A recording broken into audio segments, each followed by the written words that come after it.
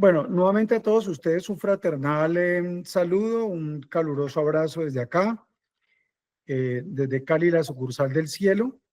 Hoy vamos a compartir la cuarta capacitación sobre el concurso de la Fiscalía. Quiero recordarles que estas capacitaciones vamos a sostenerlas en el tiempo y va a contener siempre dos elementos. Un primer elemento va a ser información permanente y actualizada sobre temas de interés sobre el concurso y sobre en general los temas de carrera en la Fiscalía. Y que es importante señalar que una cosa es, digámoslo de esta manera, la capacitación sobre los temas que va a contener el examen o los exámenes para el concurso de la Fiscalía. Ese es un punto sobre el cual desde la primera vez ya dimos una charla, una capacitación. Y otro tema diferente va a ser informaciones, aclaraciones, actualizaciones que vamos a hacer sobre estos temas del concurso en la Fiscalía. Por ejemplo, ¿cuáles son las reglas del concurso en la Fiscalía? ¿Qué cosas no se pueden hacer? ¿Qué cosas se deben hacer? ¿Cuáles son los tips para que nos vaya bien en el concurso? O sea, hay muchas cositas que vamos a ir diciendo a partir de los conocimientos que tenemos, no solamente acumulados hacia atrás, de una experiencia de varios años, sino también a partir de las informaciones que se vayan surtiendo a lo largo de todo este proceso de preparación hacia el concurso de la entidad. Entonces, vamos a dar allí todo el tiempo una información de interés general, punto número 1, y luego pasaremos a una capacitación ya sobre temas del concurso, sobre temas que a todos les interesa abordar. Ya hemos tocado, esta es la cuarta charla. Quiero contarles que la primera charla, yo creo que nos fue un poquito mal en esa, Luis Felipe, porque la charla estaba para las 6:30 y cuando abrimos, a los 10 minutos se llenó la sala, 250, y no tuvimos cómo cubrir los demás y hubo gente que se molestó porque no alcanzaron a entrar. Y lo expresaron así: vea, yo entré y no me quisieron dejar entrar. No es que no quisiéramos, es que la sala se llenó. Entonces, ya después de eso, para la segunda o tercera reunión, Luis Felipe resolvió una fórmula, y la fórmula era enviar la transmisión en directo para que el que no alcanzara a conectarse aquí, ya ahorita tenemos 138 personas, pero es posible que en algún momento se nos llene y entonces va a tener dificultad porque no van a poder entrar todos. Es allí en donde Luis Felipe creó la figura o buscó en las fórmulas de aquí, yo la verdad no lo había revisado, de la transmisión en directo. Y entonces la transmisión en directo, que él pone el link en los chats que tenemos de grupo de carrera de la Fiscalía, en el chat de la barra de estudios de Cali. Hay más chats, pero son como los que más se mueven. Entonces, pues en ese sentido, él coloca allí la información para que luego se repliquen esos seccionarios. Ya logramos, como son charlas bastante largas, la primera era hasta era de 6:30 a 10 de la noche y nos fuimos hasta las 10 de la noche. Y ahí pues fue un poco complicado, ya eran 3 horas y media, pues claro, la gente estaba agotada, pero aún así mucha gente se sostuvo a esa hora. Se nos cayó 2 veces la señal, y a pesar de que se cayó 2 veces la señal y nos demoramos en volver a entrar, la gente estuvo pendiente.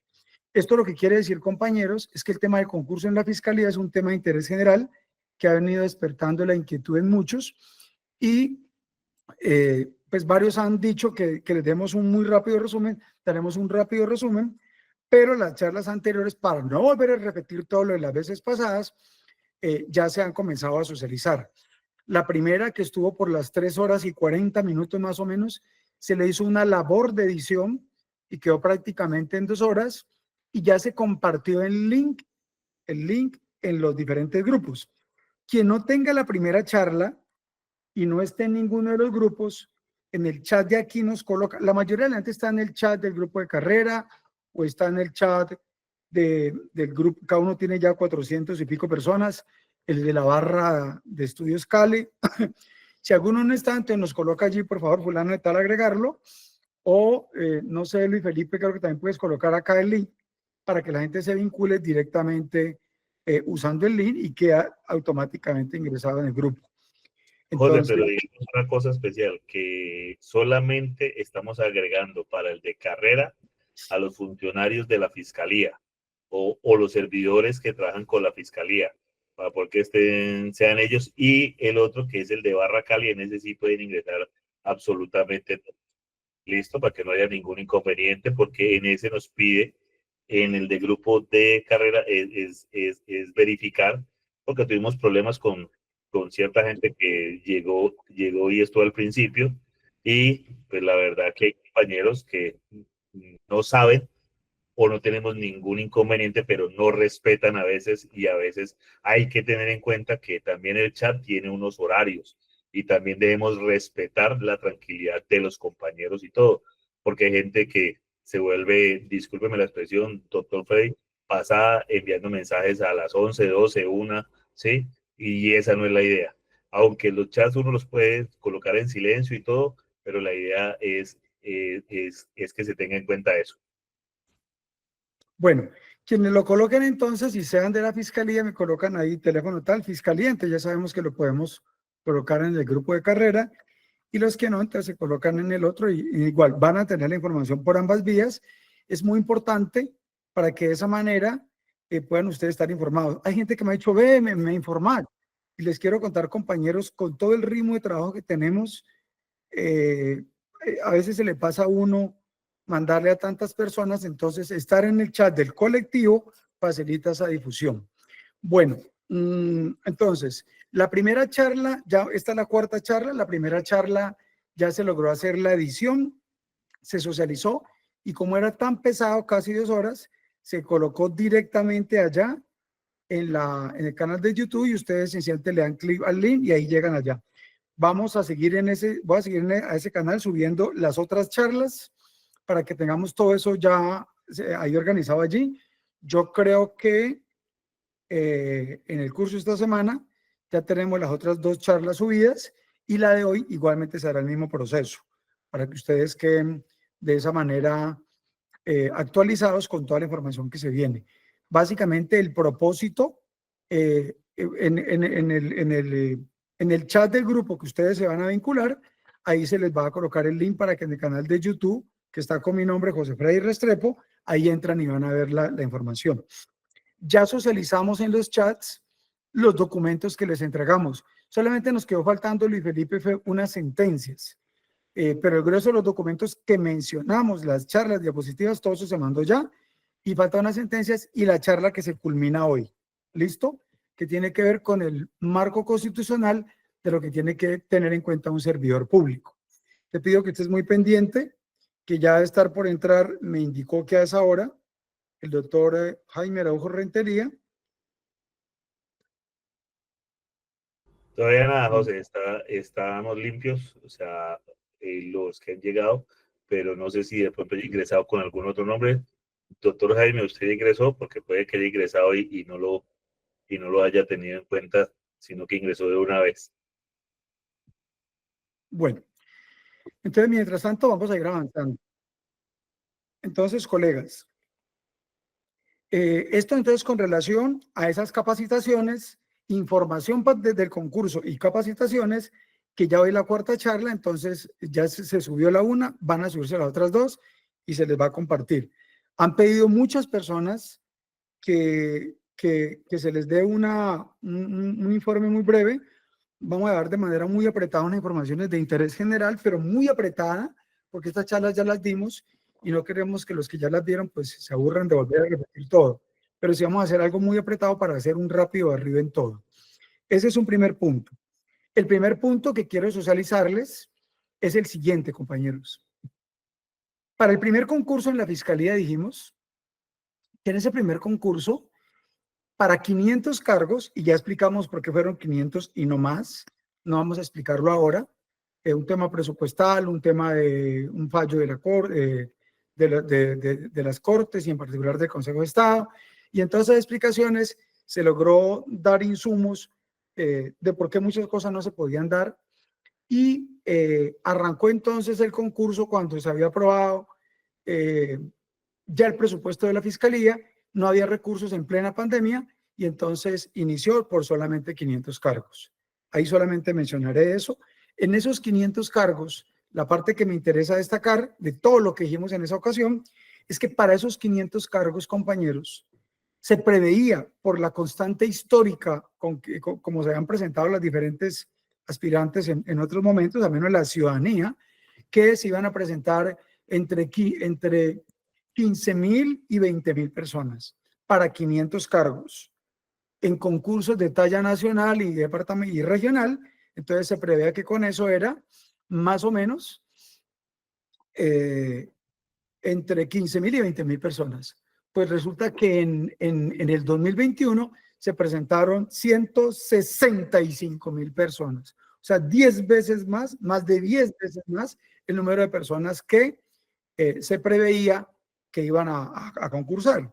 La universidad tuvo problemas serios porque ya había contratado universidades que le alquilaban salones para 15.000 que se iban a presentar, personas que iban a cuidar el examen para 15.000, ya había contratado imprimir exámenes, el examen, la hoja de respuesta y todo para 15.000 personas, y cuando se dio esta situación, pues eso se pasó a 165.000 y entonces ya la cosa se desbordó y tuvieron que hacer una adición al contrato porque ya desde el punto de vista objetivo, pues habría una situación perjudicial para la universidad porque desbordó todos los cálculos y expectativas que la Comisión Nacional del Servicio Civil, la Comisión de Carrera de la Fiscalía y otras entidades ya tenían proyectadas desde los referentes históricos de fechas anteriores.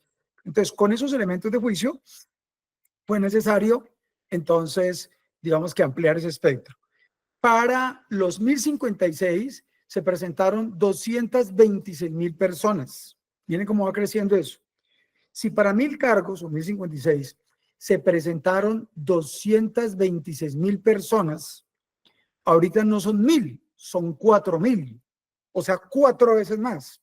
No creo tampoco que vayas a subir 4 veces más el número de personas que van a concursar, lo cual nos estará colocando por allá por el orden de las 900.000 personas. Pero sí calculamos por varios referentes y por varios estándares que incluso consultamos en aquella época cuando estábamos hablando de estas proyecciones, que se prevé que se van a presentar a este concurso más o menos 400.000 personas. Esto que acabo de decir, compañeros, tiene una caracterización que les pido tenganlo muy presente, que es muy importante para quien esté interesado en el concurso de la Fiscalía. Ya no es concursar con un número que de por sí ya era grande, 165.000 personas por 500 cargos.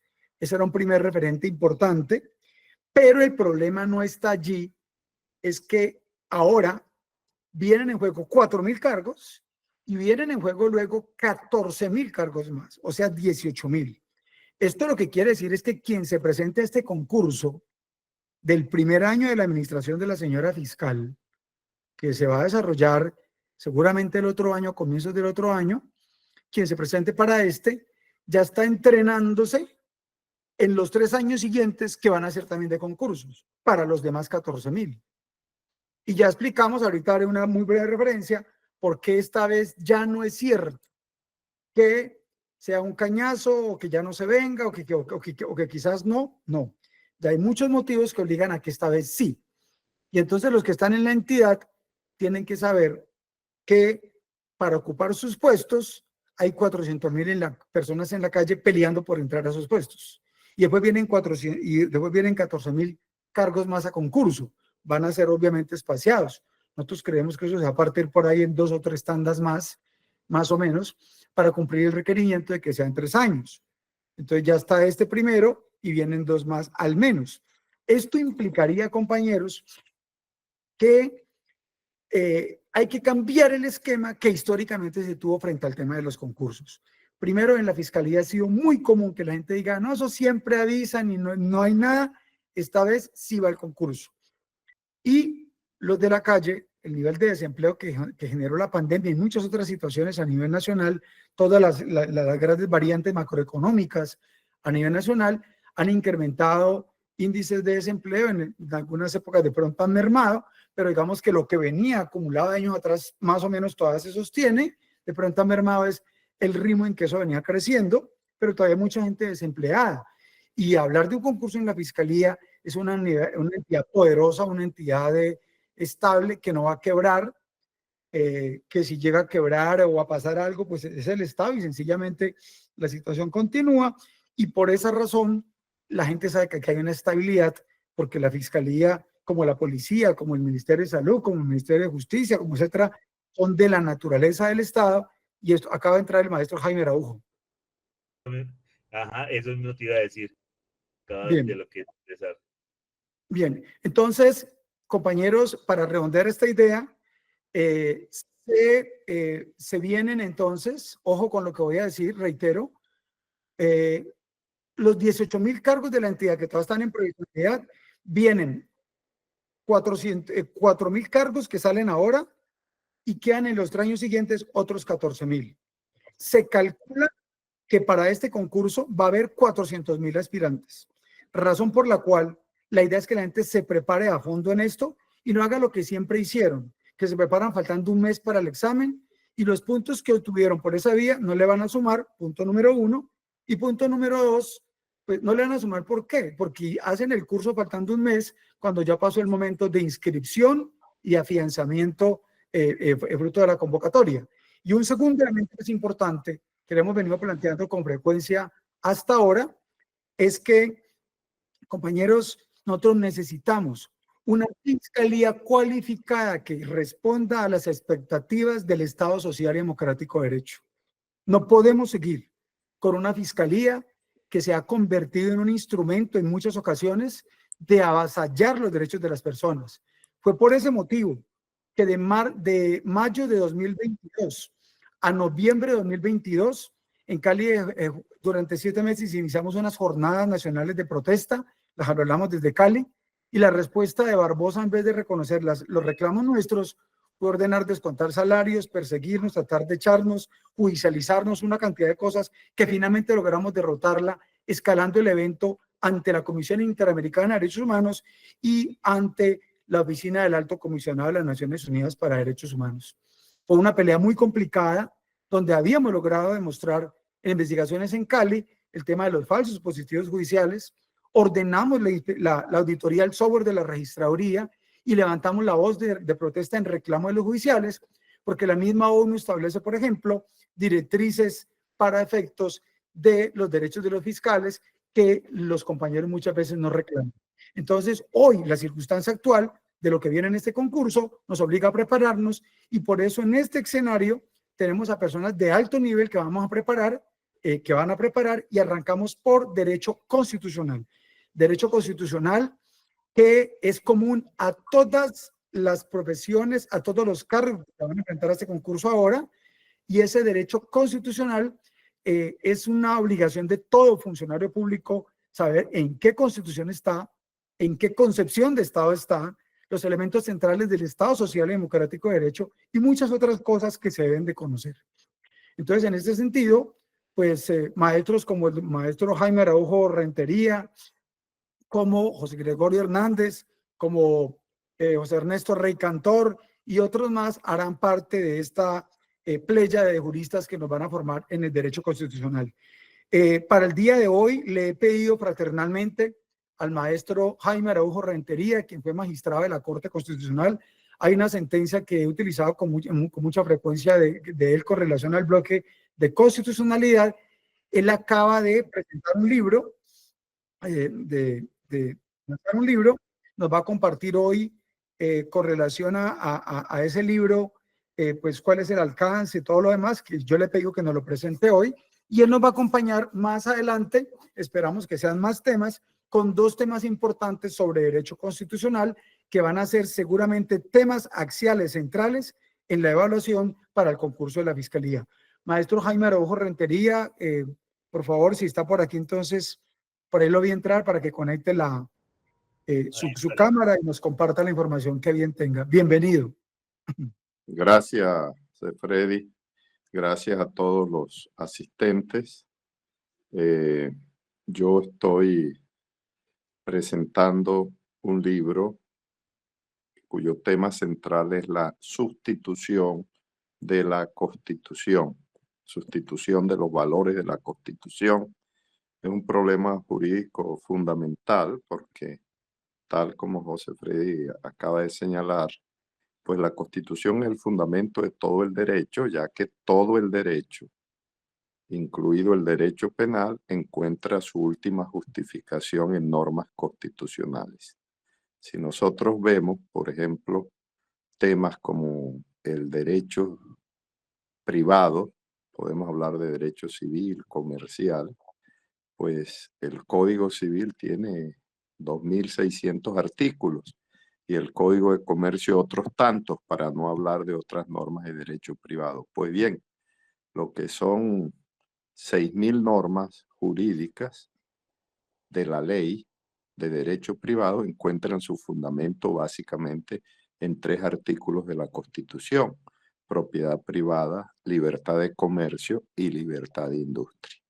Lo mismo sucede con el derecho penal.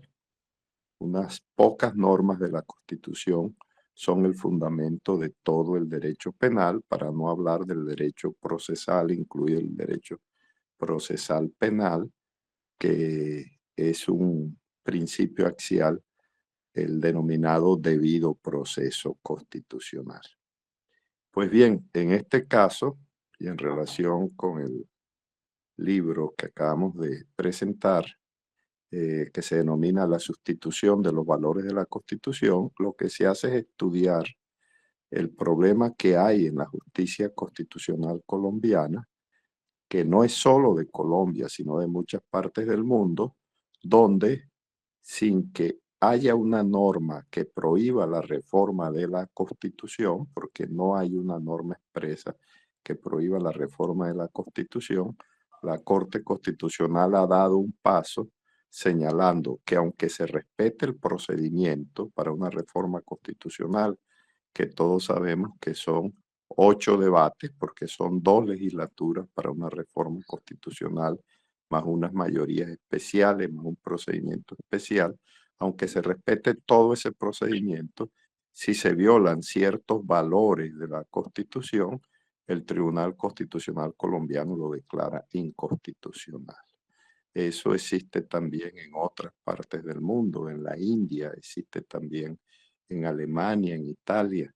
Entonces, el libro fundamentalmente estudia todo ese problema que existe alrededor de la denominada sustitución de la Constitución y cómo eso implica toda una serie de temas importantes, tanto para la filosofía del derecho como para el derecho constitucional. Por ejemplo, el tema que hoy en día está de moda, que lo puso de moda la clase política de Colombia, sobre la diferencia entre poder de reforma de la Constitución y verdadero poder constituyente. ¿Qué es eso del poder de reforma de la Constitución? ¿Qué es el poder constituyente? Pero también eso señala problemas como los de la soberanía, porque en un Estado de Derecho hay que preguntarse quién tiene el máximo poder político. Y el máximo poder político en una democracia, pues no hay duda que lo tiene el pueblo. El gobierno es un órgano constituido. Lo son también los jueces, lo son el Congreso. En fin, entonces toda esa problemática es la que se analiza en el libro para después mostrar cuáles son las consecuencias de esa tesis de la sustitución de los valores de la Constitución. El mismo tema de qué es un valor no deja de ser un tema que tiene muchas aristas. Ahí, por ejemplo, presentamos el problema de los valores de la Constitución y cómo esos valores de la Constitución tienen también el antecedente de una concepción ideológica, en la medida en que en última instancia Lo que se prohíbe es modificar el sistema político como tal y más concretamente el sistema de propiedad privada y el régimen capitalista. Entonces, es interesante porque no solamente estudia el fenómeno que la Corte Constitucional ha denominado sustitución de la Constitución, sino lo que hay detrás de eso, tanto para la teoría del derecho constitucional, la teoría de la democracia, la teoría del poder constituyente, la teoría de la soberanía, la teoría del poder político. Es parte de lo que en algún momento, si se nos da la oportunidad, pues trataremos de dialogar con ustedes. Gracias nuevamente, José Freddy, y a todos los asistentes por este espacio. Maestro, gracias por la gentileza de acompañarnos, de ofrecer su espacio para la formación de los funcionarios de la Fiscalía que ya están vinculados y los que se van a vincular. Quiero compartirle que este esfuerzo vamos a sostenerlo el resto de este año y el próximo año. Requerimos de esa formación humanista y garantista para seguirla dando a los funcionarios. Ese tema de la sustitución constitucional es un tema que seguramente puede salir en las preguntas del examen. ¿Qué son los valores constitucionales también? Yo allí he compartido en pantalla, maestro, la nota que usted me envió de esta editorial Tirán Colombia, creo que es. Entonces, Tirán Loblan. Tirán Loblan. Y Sí, allí he compartido, entonces quiero que nos cuente un poquito. Ahí veo que dice, hay un valor electrónico, un valor en papel. Entonces, si nos puede precisar algo en eso y mecanismo sí. para adquirirlo, pues bueno, para que la gente sea material de consulta con tiempo. Gracias, José Fede. Mire, esa es una editorial española que ha comenzado a hacer proceso en Colombia, una presencia. Tal vez el doctor José Gregorio Hernández tiene un libro con ellos que yo le prologué en algún momento sobre las sentencias de la Corte Constitucional, y entonces ellos tienen una filial importante en Colombia y editan en dos modalidades, o físico y también electrónico. Entiendo que el valor electrónico es inferior al valor físico. En este caso, creo que el libro está alrededor en el valor electrónico como de 55.000 pesos. No es un valor muy costoso, por decirlo, pero es una buena editorial, es una editorial que ha llegado a Colombia tratando de buscar autores importantes como el doctor José Gregorio, porque me consta que yo le hice un prólogo a él. Y bueno, es una de las maneras de acercarnos al derecho constitucional, porque además del tema, como les decía José Freddy, el tema no solamente habla de la teoría de la sustitución, los requisitos, sino qué hay detrás, cómo ese tema influye sobre el concepto de constitución, sobre el concepto de poder constituyente, sobre el concepto de soberanía, sobre el concepto de democracia. En fin, es un tema que permite estudiar muchas de las aristas del derecho constitucional. Muchas gracias, maestro. Yo cerraría diciéndole que aparte de los temas que usted nos ha ofrecido, que están dentro del marco de lo que se va a trabajar desde la Constitución, usted es uno de los que ha planteado en este momento de la coyuntura de Colombia retomar el papel del poder constituyente, la importancia de esos valores constitucionales. Se ha hablado del concepto de asamblea constituyente, del concepto de referendo constitucional, entre otros.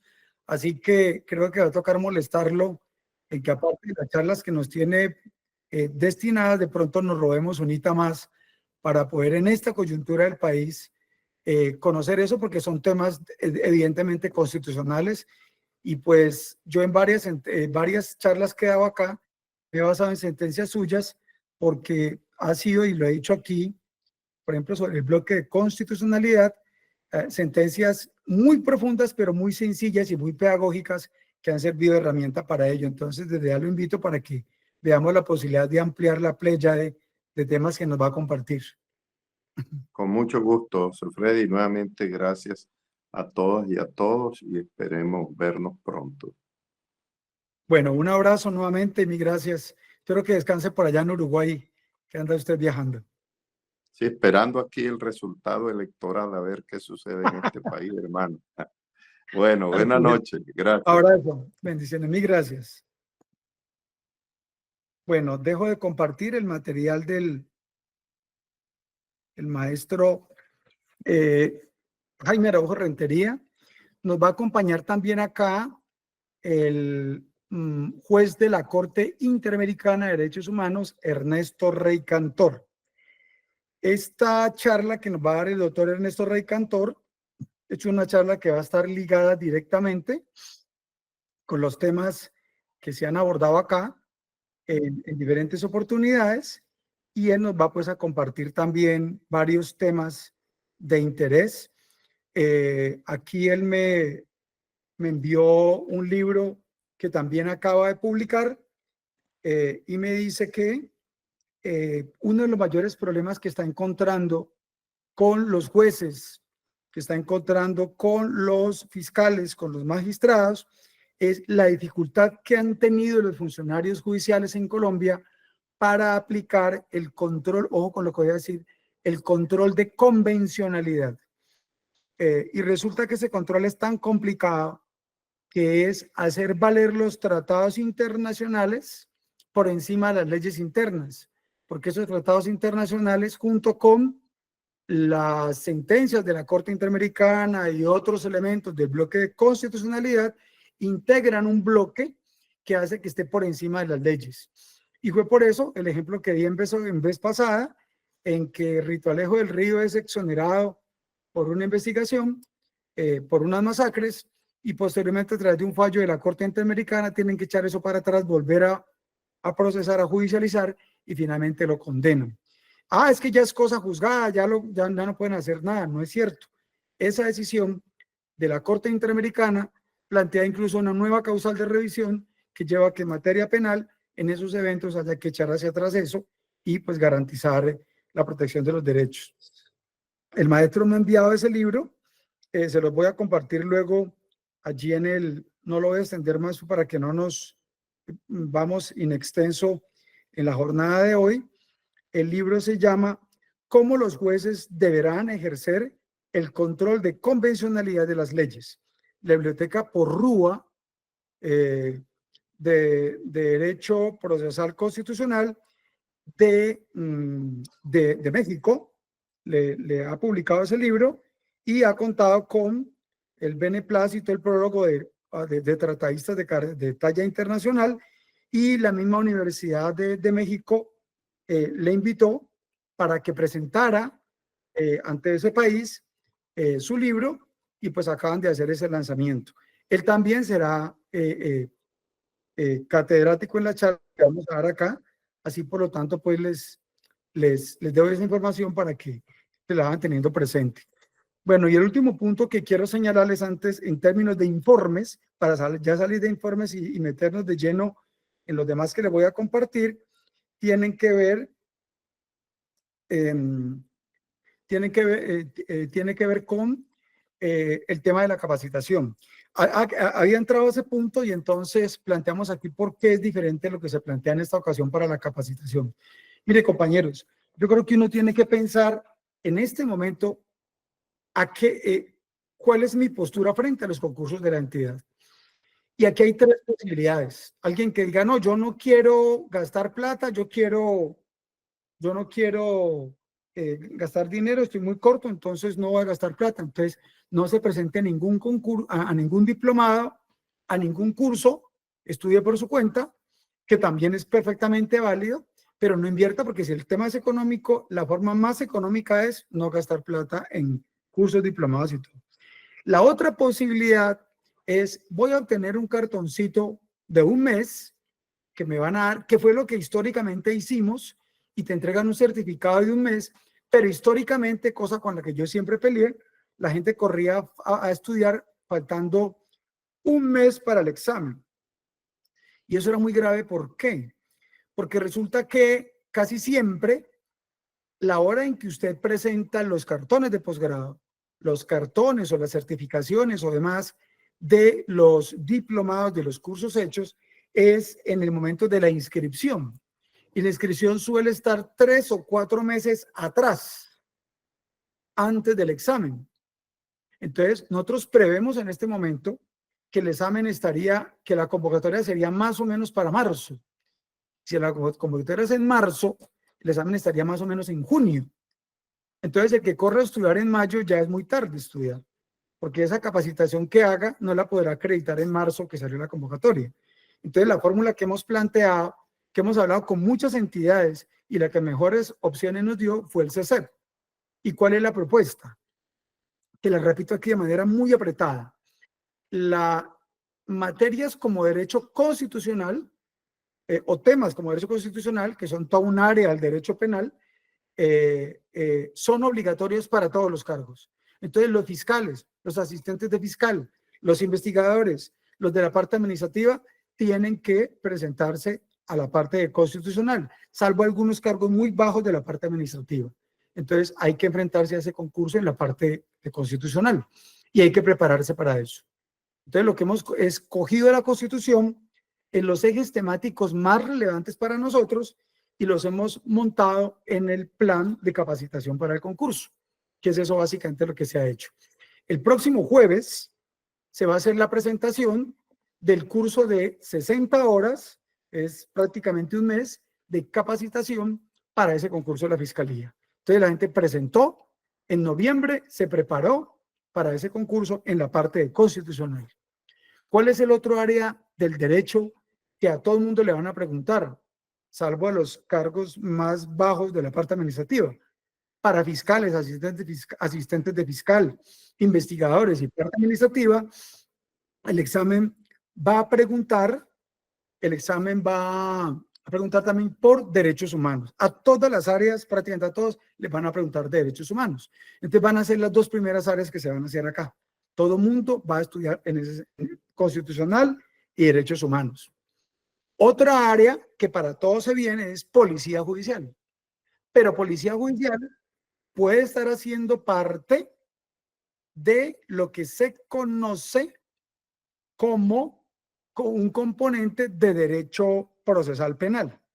Entonces, el que vea procedimiento penal como fiscal o asistente de fiscal, va a haber policía judicial dentro de esos componentes. Y el que no se va a presentar para fiscal ni asistente de fiscal, le va a tocar ver eso, los investigadores, en la parte de policía judicial, que es un curso específico para ellos. Y en la parte administrativa, de tal estamos pendientes un poquito de algunos datos finales que se nos van a dar, yo creo que hacia el próximo mes, para ajustar eso, pero por eso tenemos tiempo ahorita para avanzar en qué, en constitucional, que todo el mundo lo tiene que presentar. En derechos humanos, que todo el mundo lo tiene que presentar. Curso de constitucional, 60 horas. Curso de derechos humanos, 60 horas. Entonces, el que haga los dos cursos, le harán un diplomado en constitucional y derechos humanos, que será de 120 horas. Ahora, ya hubo otros compañeros que plantearon otras fórmulas. La posibilidad de juntar 3 cursos y que los 3 cursos juntos le den un total de 180 horas, que le pondría a disputar en mejores condiciones a la hora del concurso. O sea, el que haga 3 cursos de esos, pues ya va a tener ese barrido. Entonces, básicamente, la idea es que la gente cada mes saque 250,000 pesitos de su sueldo como una inversión, compañeros. No hay otra posibilidad de verlo. No hay ni una economía, ni hacer eso lo más rápido que salga, sino me voy a preparar porque vienen 400,000 detrás del puesto. Entonces yo voy a invertir en mí, en mi familia, porque mi familia depende de mí, de que yo gane el concurso, que quede mejor ubicado, que ya no siga de fiscal local tantos años pasando por los demás por encima mío, que no me tienen en cuenta, que no sé qué más. Hombre, me preparo, me cualifico y no solamente en el conocimiento que ya tengo y en el conocimiento que voy a refrescar, en el conocimiento que voy a actualizar, en el conocimiento que no tenía porque acaban de producir una ley, una sentencia de la Corte Constitucional u otras cosas y que queda rezagado, sino que además de eso voy a sumar puntos con los cartones o los certificados de los cursos que haga. Y cuando llegue marzo, yo ya he hecho varios, y entonces ya tengo constitucional, derechos humanos, 60 y 60, tengo el de diplomado de 120, y en enero y febrero, arrancaríamos a mediados de enero, ahí se culminaría el de derechos humanos, y en febrero y marzo se harían los otros dos. Cosa que cuando llegue la hora en que arranque la convocatoria en las inscripciones, usted va a tener varios puntos para sumarle a su hoja de vida, porque si usted arranca a hacer un posgrado ya, compañero, no lo alcanza a terminar antes de que arranque la convocatoria. No alcanza. Entonces la fórmula es por esta vía. Entonces, ¿en qué estamos pensando? Yo lo he dicho en varias ocasiones en estas charlas. Es el tema del origen de las especies. Las especies más fuertes prevalecen. Y en términos académicos, el que esté más preparado y tenga más puntos, no solamente en conocimientos, porque sacamos puntos en el examen, sino más puntos de su hoja de vida, o sea, en antecedentes, en formación tenida, pues va a tener mejor posición frente a otros que no tienen eso. Yo le he dicho a los compañeros en muchas oportunidades que basta que miren la lista de elegibles. La lista de elegibles para fiscales seccionales, locales, para asistente, para cualquiera, búsquenla y van a mirar que en esa lista, entre el primero y el 20, y no lo pongan en duda, revísenlo y van a ver que la diferencia puede ser de 2 o 3 puntos. Y eso pudo haberlo resuelto un diplomado, un curso, alguna otra cosa. Entonces, aquí la pelea por un punto es determinante. Revisen los que han presentado concursos las listas y van a ver 77.8, 77.7, 77.6 y vienen décimas. Y por acá viene el 76, o sea, un punto por debajo. La pelea es en décimas y eso le puede dar un certificado, una constancia, un diplomado, etcétera, etcétera. Entonces, por eso es importante ese tema. Entonces, el día jueves se va a hacer la presentación del curso. Arrancaremos a las 6:30 de la tarde, la conexión virtual para los que se han matriculado. Son 250,000 pesos. Ya muchos se han matriculado. Tengo entendido que estamos llegando a las 100 personas.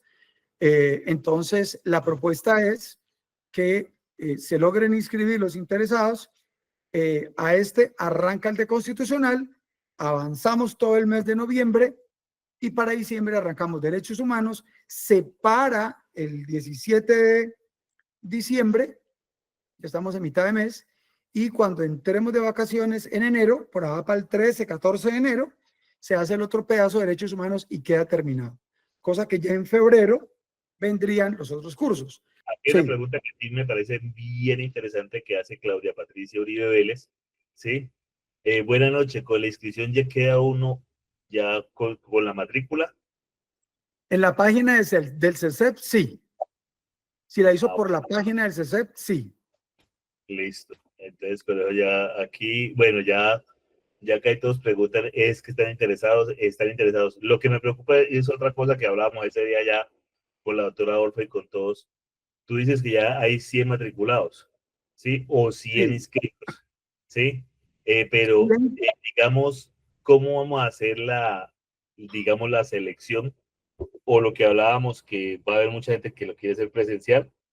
Y creo que muchos de los que han pagado están aquí, que son de Cali, que pueden acceder a lo que es el CC. Entonces, ¿cómo vamos a hacer con esos 50 que vayan allá? O sea, que puedan estar, ¿sí? Entonces, todo eso, o sea, en eso sí me gustaría como, porque que luego que no tengamos 100 personas allá en el CC y que no todas quepan en el salón. O sea, en eso sí debemos mirar una fórmula antes del jueves para mirar a ver cómo cuadramos que sean 50. O lo que hablábamos con el otro video, no sé hasta qué punto tú hayas hablado ya con la doctora Orfa, si podemos iniciar alternamente. Por ejemplo, iniciamos constitucional el jueves y el martes o el miércoles arrancamos, digamos, penal, o arrancamos la segunda parte de lo que es de constitucional con los derechos humanos, ¿sí? Y mira esa parte, mientras uno acaban uno, pues vuelven y se cambian ya los otros, y para poder tener eso, o eso, ¿qué fue lo que te dijeron? ¿O qué es lo que tienes claro allá con ellos? Bueno, ellos, quedamos que el lunes la charla va a ser virtual, porque queremos hacer unas pruebas, toda vez que la charla virtual tiene unas características y la charla, ellos le llaman sincrónica, dicen que es diferente a virtual. Y la charla presencial implica otras cosas. porque uno en la charla presencial, casi que uno está hablando, en esta charla acá es lo que ellos decían, usted está hablando frente al computador y está hablándole a los demás mirando a la pantalla del computador. Y entonces va a haber una intercomunicación con los que están aquí. No es lo mismo el volumen, si estoy yo hablando aquí, así el salón está lleno de gente, ya me tocará hablar duro para todos. Entonces dijeron, hagamos la prueba el día jueves virtual o sincrónica, pues allí por el link todo el mundo conectado, y van a mirar cómo se organiza eso para ver quiénes van a ir, porque dicen que allí tocará hacer algunos ajustes. Si yo aquí digo voy a compartir pantalla, tocará tener cómo compartir pantalla los que la van a ver aquí, pero tocaría habilitar un sistema para que también haya un video bien allá, que va a ver si está detrás mío o a un lado, tocará coordinar eso, para que entonces no quede que yo estoy dando la charla aquí y el video bien está atrás, pero estoy tapando el video BIM. Entonces vamos a hacer ese día algunas pruebas para organizar eso, porque ellos dicen que regularmente o es presencial o es virtual. Y hacerlo mixto toca resolver algunas cositas. Entonces, al menos este jueves va a ser así de manera... Pero quiero a todos los compañeros que están, la capacitación va a ser casi que el 90% virtual, ¿sí? Pero queremos, porque hay gente que nos ha pedido el favor, la gente que vive en Cali, vuelvo y reitero, la gente que vive en Cali, que conoce directamente el CESEP y que hay gente que dice que estudia mejor presencial que virtual, ¿sí? Porque nos lo han pedido, entonces por eso. Pero, por ejemplo, yo sé que Andrea creo que está en Cartagena, por aquí Julie me dijo que está en Pasto, o sea, para todas estas personas, para Nova que está en Barranca, para José que está en Barranquilla, ¿sí? O sea, todas estas personas que nosotros ya conocemos, ¿sí? Sabemos que van a tener esa conexión sincrónica, como llaman, ¿sí? Pero la idea es tener eso en cuenta. Aquí ya se abrieron varias preguntas, aquí está Mardelli Marín que preguntó y se me bajó la otra mano, no supe quién era la otra persona, qué pena. Entonces, bueno, tendamos unas 2 o 3 preguntitas y vamos arrancando, pero igual vamos a organizar. De todas maneras, no olviden, en la parte técnica, mecánica o con Steven Pandales, el 301-613-7765 está aquí anotado, y con Sebastián Escobar el 310-501-4466. De todas maneras, mañana, Luis Felipe, arrimamos allá y tomamos entonces los teléfonos nuestros para que por los chats podamos socializar cualquier información que la gente pida adicional. ¿Listo? ¿Alguien más quiere hacer? Espérate, antes de que le demos la palabra pues, a los compañeros que levantaron ahora la mano, la plataforma es Postmusli, ¿sí? Las grabaciones, así a los que hayan presencial o los que no puedan ir, ¿sí? Van a quedar ahí grabadas, se les va a dar un código, porque eso sí nos lo garantizaron, van a haber también ahí unos talleres y todo directamente, ¿sí? Para que no tengan ningún inconveniente, y también van llenando los requisitos adicionales para ciertas cuestiones educativas que ellos tienen que cumplir con los pares académicos, ¿sí? Entonces vuelvo y le doy la palabra a Mardelli Marín. Aquí Andrea Castiblanco también levantó la mano, entonces te escuchamos. Buenas noches. Buenas noches, doctor. Desde Bueno. Antioquia quería verificar, es porque ya hice el pago, la inscripción y el pago, pero no me ha llegado al correo, no sé qué pasaría.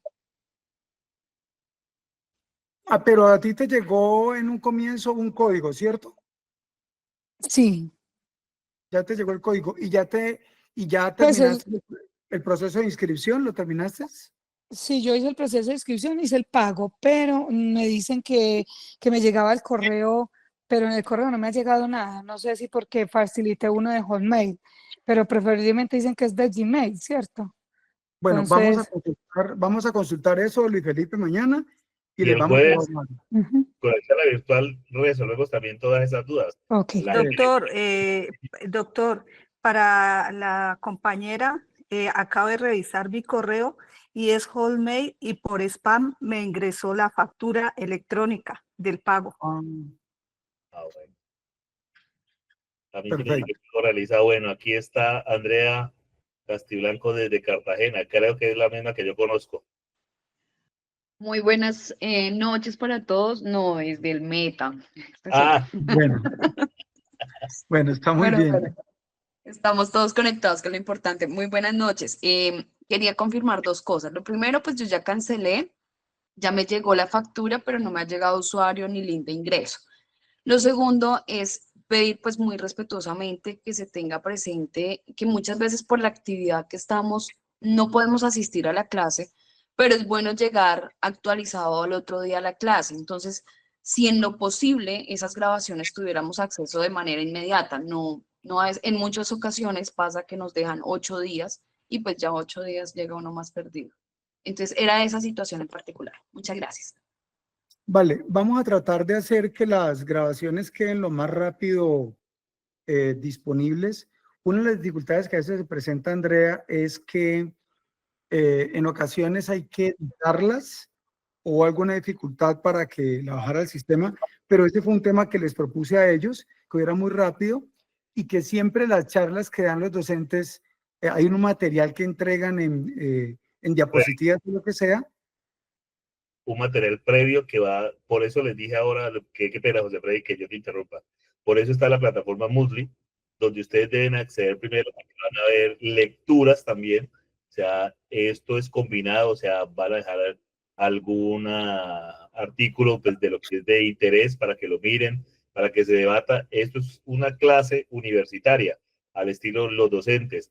Te dejan un material para que en la clase ya más o menos, o sea, para que ustedes estén revisando directamente, cada docente va a hacer varias situaciones, varios artículos pues, de lo que es de interés o sentencias o algo específico que se va a tener ahí. La grabación, digamos, como lo dice Freddy, a veces es compleja, digamos, porque, ¿cómo es que dijiste ahora? Que se llama, que no es transmisión en vivo, sino sincrónica, entonces por la bulla, por algunas situaciones, toca que aislar sonidos, entonces toca que editarla y eso se demora un poquito para que solamente quede la voz del docente, sí, directamente.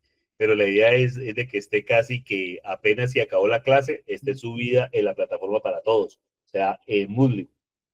Ya Y uno y puede el revisar. material que comparta sí se sube de una vez, las diapositivas o todo eso.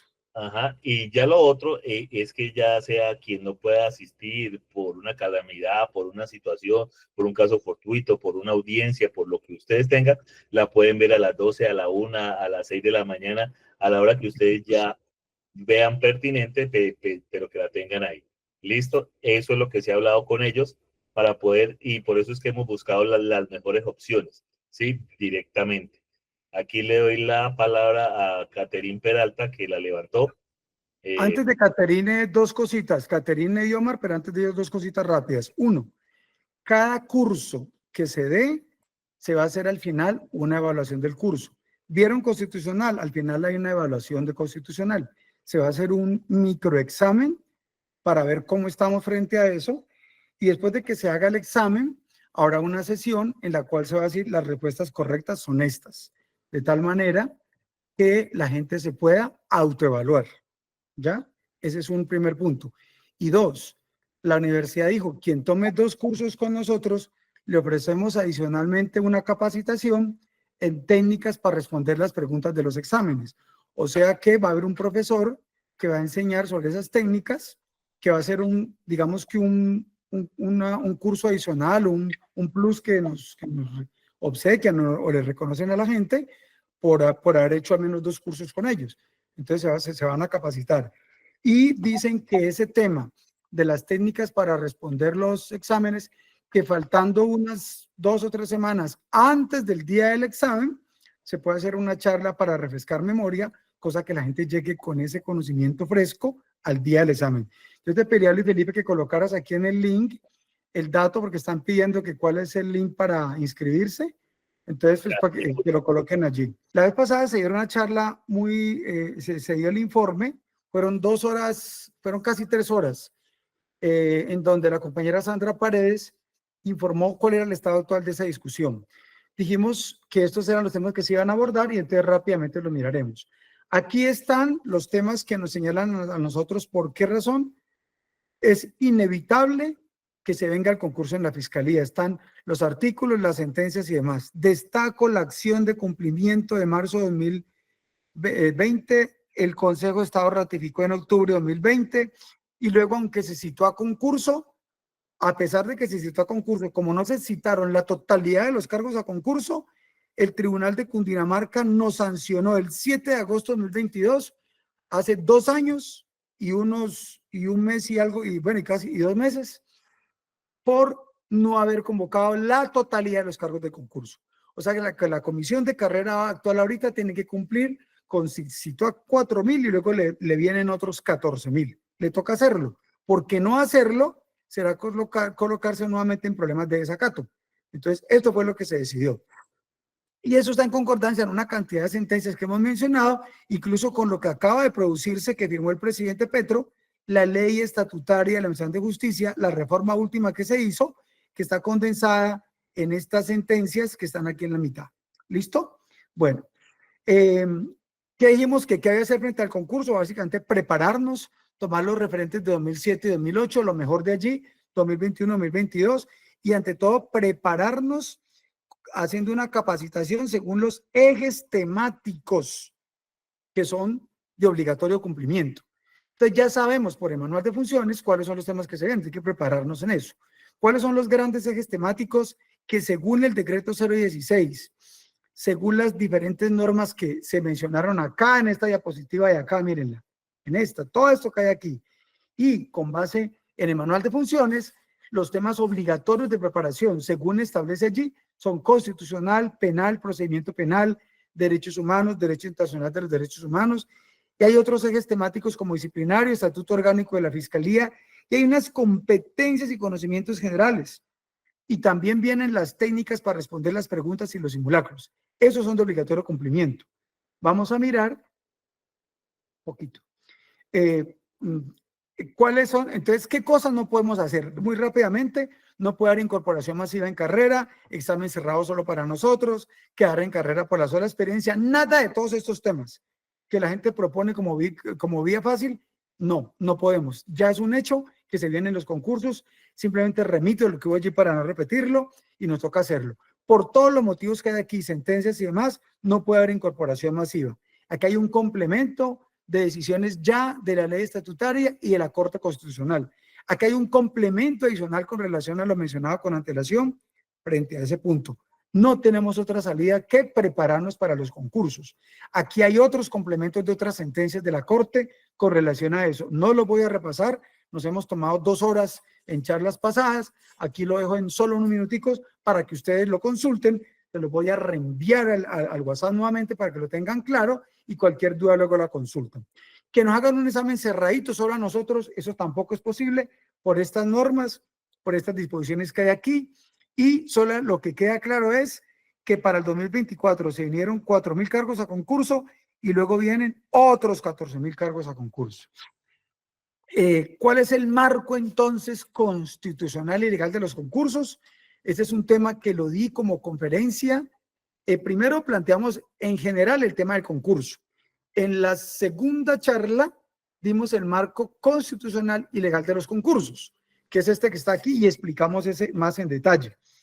Y después dimos una charla de otro corte que la vamos a mirar ahorita, y este marco lo avanzamos en estos detalles. Sí, dejando que son cargos de carrera por mandato del artículo 125 de la Constitución, que se entra por concurso público de méritos, no hay otra salida, es mandato constitucional. Aquí hay otras normas que establecen eso, por mandato del artículo 122, tienen que estar funciones detalladas en la ley o reglamento. Y esto que está aquí, en la ley o reglamento, la ley es el decreto ley 016 de 2014 y el reglamento es el manual de funciones. Por lo tanto, los exámenes son con base en las funciones que tiene la ley, decreto 016, y el reglamento, manual de funciones. Entonces, por eso los temas que se están planteando aquí es con relación a eso que tienen esas normas. Aquí está el artículo 250 de la Constitución, que habla de una serie de funciones que están en el marco de la Constitución. Está el artículo 153, todo lo que es la estructura de la entidad, del funcionamiento, los temas de ingreso en carrera y demás, será regulado por la ley. Y ahí están el decreto ley 016, el 017, 018 y 019 sobre concursos en la Fiscalía, el 020, todo eso regula los temas en la Fiscalía. Aquí hay unas decisiones que tomó la Corte con relación a este tema, los remito para que las lean luego despacio. No, aquí hay otros componentes adicionales. Aquí hay como la Corte ya da unos plazos. Miren aquí, dio un plazo que le había dado a la Fiscalía que tiene que haber concluido todos los concursos en julio de 2006. Esta otra sentencia le dijo que tenía que concluirlo en 31 de diciembre de 2008. La Fiscalía siguió mamando gallo, perdonen la expresión, no hizo la tarea, pero por pedazos. Luego vino esta otra 878-2008, nuevamente establece aspectos con relación a todo esto que se los dejo para su consulta. Esta SU 446 hizo un énfasis especial en la regla preferente para proveer las plazas de concurso. Aquí hay un segundo complemento con relación a esos aspectos. Dice que solamente tiene que ser al concurso los números de cargos que se llamaron a concurso, o sea, las que en la convocatoria se colocaron, no más de allí. Se citaron a 4.000 cargos, son 4.000. 4.001 ya no se nombran, a menos que alguien de la lista no se posesione o se posesione y no aguante y se vaya o no pase el periodo de prueba. Entonces la lista continúa hacia abajo hasta que se cumpla el número de cargos. ¿Ya? La SU 446 establece aquí unos criterios adicionales. Todo esto se lo dejo para su consulta, lo explicamos en detalle en ocasiones anteriores. Luego vino esta acción de cumplimiento de octubre de 2020 del Consejo de Estado que ratificó la de marzo de 2020 que estoy marcando acá. Luego vino el Tribunal Contencioso Administrativo que da estos aspectos del fallo para que los tengan en cuenta. Luego el Consejo de Estado confirma esa decisión. Luego nosotros decimos, mire, pero es que estamos convocando, como se ve en la parte de abajo aquí subrayada, se estableció convocar para proveer todas las plazas que se encuentren vacantes. Y aunque dijimos que se iba a hacer ese procedimiento, nos sancionaron por no haber convocado sino a 500 cargos y luego a 1.000 y pico y no a los 19.500 que había en ese momento. Entonces vino una sanción. O sea, quiere decir que a los que vienen ahorita les toca implementar ese concurso porque ya está claro. Nosotros respondimos el desacato con estos elementos el 20 de abril de 2020, aquí está el tema, y aún así, aquí está el nombre mío, José Freddy Restrepo, enviado al magistrado del Tribunal de Cundinamarca. Esas explicaciones no funcionaron. Aquí les dijimos, miren que ya está todo diseñado miren lo que dice este párrafo que está aquí, lo que dice en la parte final. Dice todos los empleos vacantes de la carrera administrativa de la Fiscalía General de la Nación para el periodo 2023-2028. Estaba previsto incluso hasta el 2028.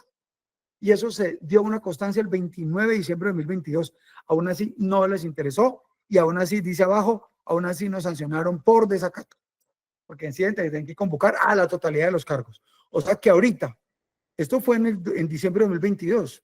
Hoy, en noviembre de 2024, 2 años después, la Fiscalía está corriendo a cumplir con esas cosas que ya el tribunal, en una orden en acción de cumplimiento y en desacato, está obligando a que se cumplan. Y ahí están los referentes que se los dejé para sus consultas. Y aquí nos declaró en desacato, en una decisión del 25 de agosto de 2022. Luego acá pedimos reconsideración el 12 de enero de 2023, eso no hubo poder humano y definitivamente dijeron nada que hacer. Conclusión, ante todos esos fallos deben de implementarse, dice el Consejo de Estado y el Tribunal de Cundinamarca, los 18.000 cargos, cumpliendo todas las sentencias que le mostré de tiempo atrás y arrancan ahorita por 4.000 y vienen los otros 14.000. ¿Cuándo son los otros 14.000 años? En los 14.000 cargos en los 3 años que siguen para la señora Fiscal General de la Nación actual. O sea, ya le va a tocar durante todo su periodo estar implementando este tema de los concursos. Entonces, allí no tiene otra salida que implementarlos. Entonces, los damos a conocer para que estemos atentos a eso. ¿Qué hay que hacer entonces frente a eso? Dijimos informarnos, concientizarnos, levantar el ánimo, hacerle seguimiento a todos estos con los sindicatos y demás, con las cosas que hemos planteado, prepararnos. Entonces dice, ¿cómo nos preparamos? Entonces aquí donde viene, esto también lo va a tocar sumamente rápido, para que ustedes lo miren, es basarnos en lo que dicen los decretos y las leyes. En el acuerdo 01 de 2022, había unas reglas del concurso para los 500 cargos. En el acuerdo 01 de 2023, que es fueron las reglas para los 1056 cargos. Fue casi que idéntico al anterior. Y este que viene en líneas generales va a ser lo mismo. Puede cambiar la redacción y todo, pero el marco es el mismo. ¿Por qué razón? Miren lo que dice abajo. La Comisión de Carrera Especial de la Fiscalía General de la Nación, en uso de sus facultades legales y en especial las conferidas en los artículos 4 y 13 y el numeral séptimo del artículo 17 del decreto 020 de 2014, o sea, esta norma no la han cambiado. Y esta norma es la que da las facultades para los concursos.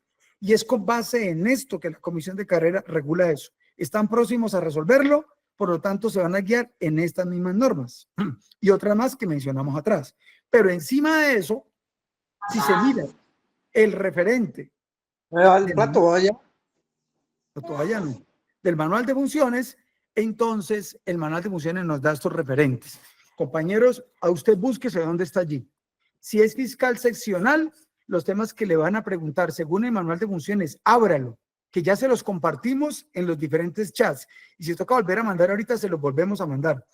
El que quiere ser fiscal seccional, vaya a la página 17 y 18 del manual de funciones y va a mirar que ahí dice que para ser fiscal seccional, también para local, para especializado, para fiscal ante tribunal, se requiere manejar derecho constitucional, penal, procesal penal, derechos humanos, DIH, política criminal, policía judicial, funciones de la fiscalía y ofimática.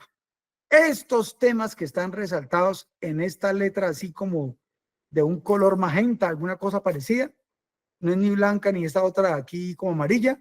Estos son los temas comunes a todos: constitucional, derechos humanos, policía judicial, y aquí me está faltando, se me movió, sí, y está ofimática y funciones de la fiscalía, que esos van a ir al final. Para asistente de fiscal, miren los que hay, para investigador también, para constitucional, derechos humanos y policía. Bueno, los de ofimática tocaba marcarlo en todo, no me quedó marcado, pero bueno, ahí se los dejo para que lo tenga como referente. Con base en esos elementos, si estos son los pasos del artículo 27 para los concursos, viene una convocatoria, luego unas inscripciones, y en las inscripciones se diga que usted cumpla los requisitos mínimos, y se va a mirar toda esta cantidad de cosas que hay, y se va a mirar el tema de la aplicación de pruebas, las generales, las funcionales, las comportamentales, y ahí se valoran los antecedentes. Entonces, por eso hay que tener todo esto con tiempo, para que el momento de este punto, miren compañeros, este punto de aquí, inscripciones, en ese momento de las inscripciones, usted debe tener ya los cartones en su bolsillo. Para cuando llegue la hora de inscribirse, usted acredita años de experiencia, posgrados hechos, carreras efectuadas, cursos realizados, diplomados, todo eso, ahí los acredita. Que eso está más o menos hacia marzo. El que corre a hacer eso ya para mayo, junio, ya no va a poder aportarlos y no le va a sumar, al menos en ese punto. Entonces vienen estos puntos con aspectos que les damos allí para que ustedes los tengan pendientes. Están los artículos que sirven de referencia. Léanse el decreto 016 y van a mirar todo esto que estoy mencionando aquí, aparece allá. Y las pruebas escritas de exámenes van a ser ¿sobre qué? Sobre competencias generales, funcionales y comportamentales. Y hay una prueba que se llama valoración de antecedentes. ¿Qué se valora allí? La experiencia. Y también se valoran los estudios. Estudios son posgrados, carreras que usted haya hecho de abogado, contador, etcétera, especializaciones y demás, y también se valoran los diplomados, los cursos que haya realizado. Esto de manera muy acelerada es la fundamentación de por qué hay que hacer toda esta capacitación, que usted le vaya dando puntos, cada una un mesecito. Entonces usted invierte un mes para actualizarse en constitucional y obtener puntos en un cartón en constitucional. El otro mes, derechos humanos. Nosotros hicimos otros años cursos muy buenos, en que en un mes veían de todo. Pero compañeros, en un curso donde en un mes usted ve de todo, alcanza a ver penal en 3 o 4 días, constitucional en 3 o 4 días, y así sucesivamente. Entonces, ¿qué fue lo que establecimos esta vez hablando con diferentes entidades y al final con el CECEP? Que es necesario darle una fórmula a la gente que sea de bajo costo, que esté a su alcance, mes por mes, se prepara con tiempo para cuando llegue allá, llegue con suficientes conocimientos refrescados para el día del examen, poder presentar una buena prueba y además con puntos sumados en estas acreditaciones de la preparación para el concurso.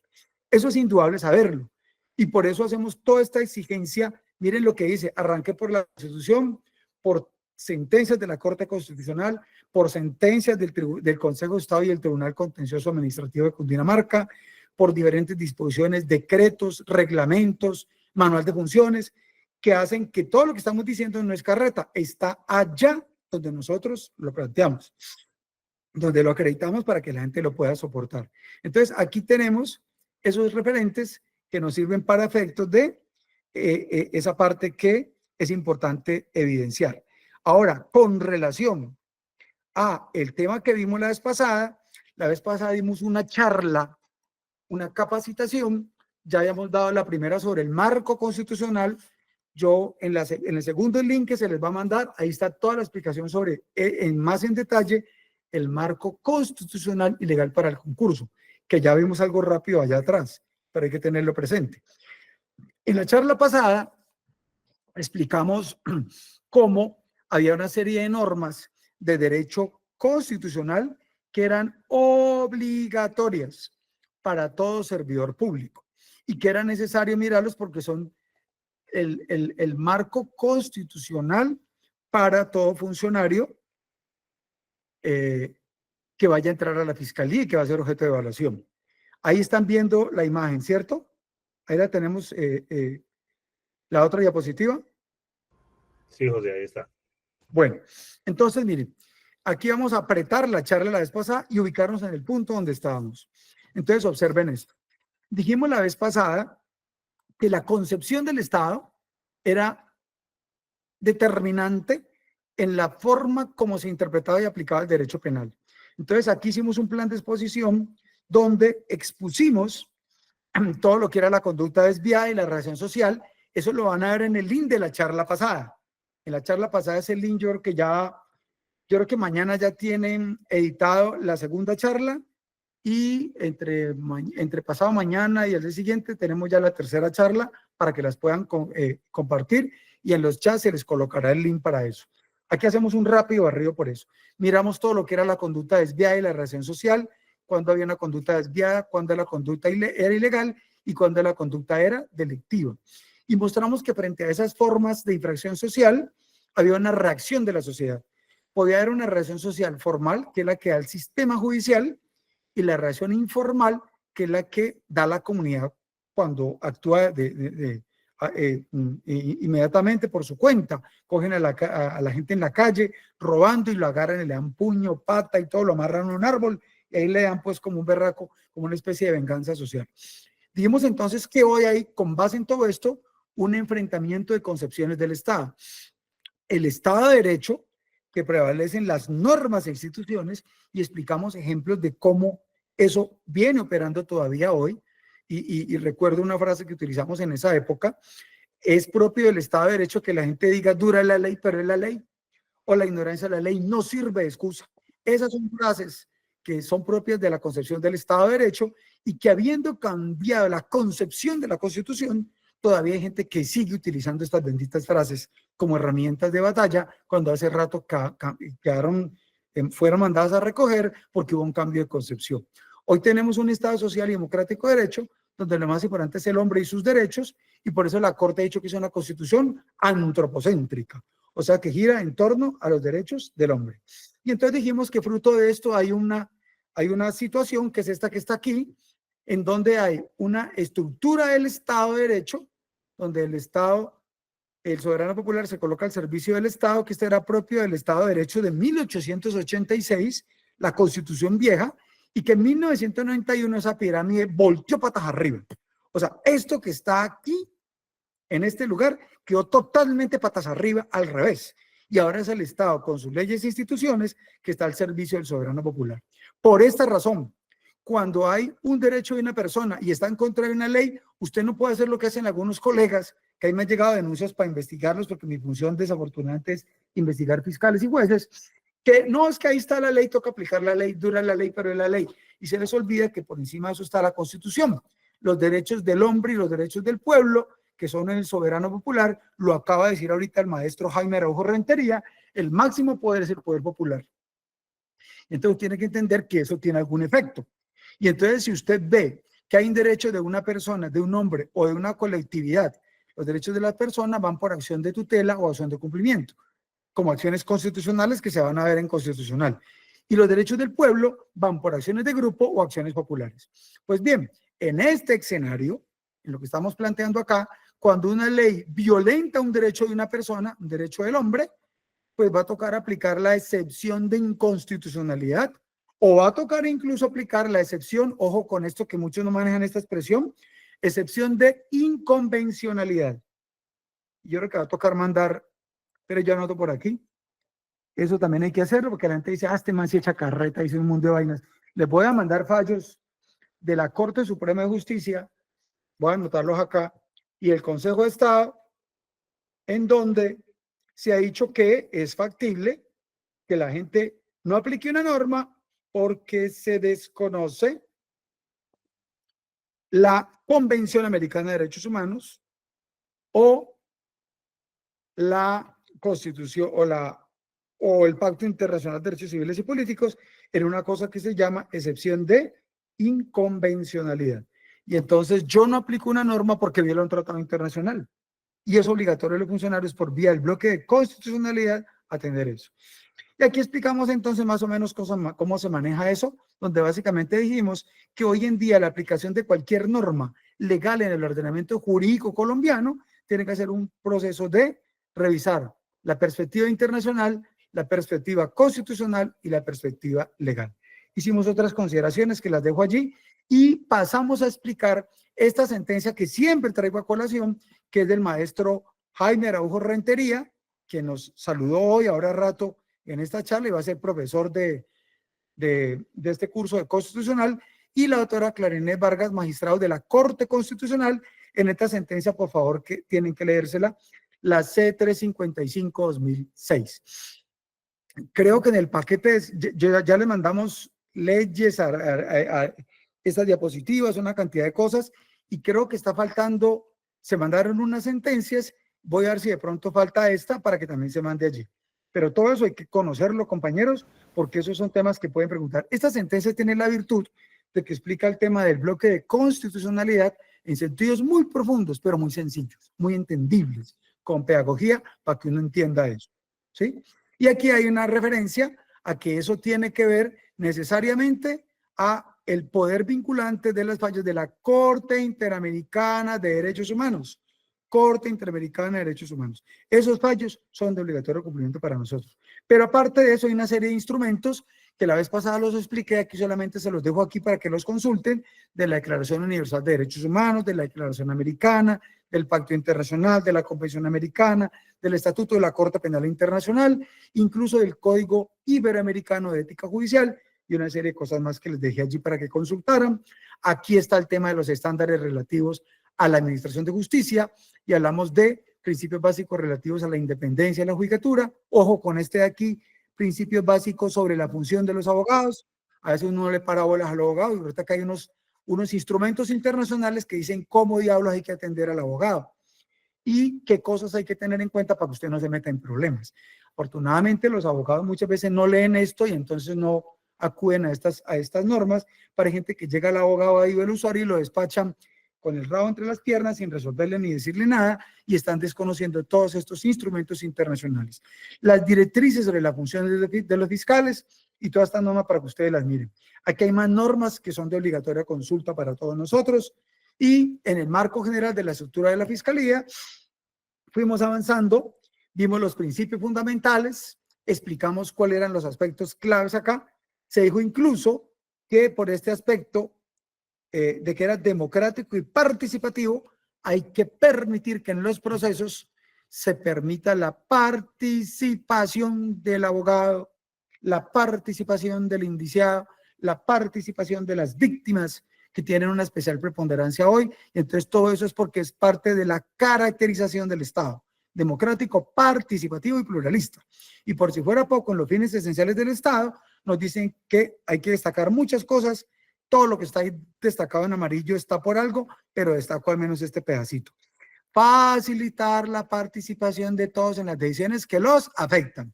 Entonces, si a usted una berraca medida de aseguramiento lo afecta, una condena lo afecta, una acusación, una preparatoria lo afecta, pues hay que garantizar que usted participe allí. Entonces, por esa razón, la Corte Constitucional en muchas sentencias ha dicho, sí señor, es cierto que el principio de oportunidad se puede hacer así, pero hay que garantizarle la participación de la víctima. Y entonces produce una sentencia modulada, lo vamos a ver cuando veamos procedimiento penal, donde dice, esta norma se aplica sobre el principio de oportunidad, pero en el entendido que la víctima hay que tenerla en cuenta por bla, bla, bla, bla. No es que obligue lo que la víctima diga, sino que hay que escucharla, hay que tenerla en cuenta. Ah, que al final el fiscal no esté de acuerdo con la víctima, es otra cosa, pero es un punto de referencia, llamarlo, invitarlo, darle a conocer, escucharlo y ponderar sus puntos de vista. Al final puede que no lo conviene, no lo convenza, igual salga el principio de oportunidad sin él, o al menos sin el visto bueno, pero son temas que hay que resolver. Ah, hay temas en los cuales hay que indemnizar o alguna otra cosa, entonces el tema allí toca resolverlo con él. Y hay otros aspectos que se señalan a partir de allí en ese momento y que hacen parte de esos referentes. Aquí también se mencionan algunas cosas con relación a esas normas que hemos venido señalando. Destaco el artículo 4, que es deber de todos acatar la Constitución y las leyes y respetar y obedecer las autoridades. Ahí dimos unas explicaciones sobre eso. Lo importante es que el artículo 4 dice no solamente que la Constitución es norma de normas, sino que todos tenemos el deber de acatar la Constitución y las leyes. ¿Listo? Y el artículo 5 dice que se reconoce sin discriminación alguna la primacía. Primacía. ¿Qué es la primacía? El valor superior, preponderante. Primacía de los derechos inalienables de la persona humana. Los derechos fundamentales prevalecen sobre lo demás. Entonces yo no puedo desconocer algo que está en el artículo 29 de la Constitución, en el artículo 8 de la Convención Americana de Derechos Humanos o en el artículo 14 del Pacto Internacional de Derechos Civiles y Políticos, por mandato del bloque de constitucionalidad. Junto con esto estuvimos hablando de estas otras normas que aparecen acá y dijimos que los particulares responden por desconocer la Constitución y la ley, pero nosotros los funcionarios públicos respondemos por la misma causa, pero también por omisión, dejar de cumplir un deber que tenemos o extralimitarnos, hacer más allá de las funciones que tenemos. Entonces, todo esto deliberadamente hay que plantearlo acá porque es necesario hacer unas referencias. Aquí podríamos dar una profundización en eso, en estos puntos, pero pues eso se dejará para otro momento. Junto con esto viene el tema de la función pública. Siempre dice el artículo 122 que las funciones estarán detalladas en la ley o reglamento y que todo funcionario cuando se posesionó juró o prestó juramento de cumplir y defender la Constitución. Miren todo lo bendito que hay ahí que nos obliga y hay que tenerlo en cuenta. Sobre los jueces hay unos criterios que están aquí planteados para efectos del ejercicio de la función pública, la prevalencia del derecho sustancial, garantizar el acceso a la justicia, el imperio de la ley, porque se dice que los jueces no hacen su capricho, pero tampoco pueden desconocer lo que establece la ley. La Corte Constitucional ha dicho que solo están sometidos al imperio de la ley, pero ha dicho que el imperio de la ley se refiere también a la Constitución. Entonces ahí toca tener en cuenta esos criterios porque son vinculantes para todos. Sobre los fiscales hay estas consideraciones que es importante tenerlas en cuenta, que aparecen desde el artículo 250 de la Constitución y que es necesario tenerlos presentes. Sobre el ejercicio de las funciones, la Fiscalía deberá, y alcanzamos en ocasión pasada a mencionar estos elementos que estaban en el artículo 250 e iban enunciándose algunos aspectos con relación a ello. También vimos que en ese mismo artículo habían algunos referentes importantes para destacar y destacamos aquí algunos aspectos de esos. Y aquí me interesa destacar estos aspectos que vimos, que están relacionados con lo que dijimos allá. Pedirle al juez de conocimiento medidas judiciales necesarias para asistir a las víctimas. Es un deber para nosotros muy complicado que la gente a veces no tiene en cuenta y eso puede tener impactos. Buscar el restablecimiento del derecho. A veces el tema no se arregló y el tipo se va y es deber nuestro hacer los pasos para restablecer el derecho y a veces no lo hacemos. O buscar la reparación integral. Todo esto amarra a los funcionarios porque la razón de ser son los derechos de los ciudadanos. Este numeral 7º de esa norma constitucional dice velar por la protección de las víctimas. Mire el tema tan berraco que nos ponen a nosotros en un mandato de la Constitución. Nos toca proteger a las víctimas. Dices que los jurados, todavía no hay jurados, pero ahí dice los testigos y demás intervinientes. y a veces no tenemos los fiscales ni con qué protegernos a nosotros mismos. Pero la Constitución ordena que tenemos que hacer lo que esté a nuestro alcance para esto. Cuando yo estuve en el primer semestre de 2007, por invitación del maestro Ernesto Rey Cantor, trabajando con la Corte Interamericana de Derechos Humanos, allá en la Corte pude detectar una cosa muy complicada. Y es que con frecuencia el Estado colombiano era condenado porque una persona fue objeto de amenazas. Y entonces colocaban las amenazas, iba a la inspección de policía. Ahí no pasaba nada. Entonces iba y colocaba una denuncia penal. Y la denuncia penal iba a manos de un fiscal. Y el fiscal, por regla general, lo llamaba a ampliar y hasta ahí llegaba. Muchos ni siquiera lo llamaban a ampliar. Y no se tomaban medidas para resolver qué pasó. ¿Qué ocurría allá? Uno veía, cuando yo alcancé a verme toda la audiencia, porque en ese momento se probó el fallo de La Rochela, se hizo la audiencia de La Rochela y luego el fallo, y en la audiencia de La Rochela se había dicho que se había amenazado a las comunidades de ciertos sectores con que iba a haber unos atentados, que los iban a atacar y todo.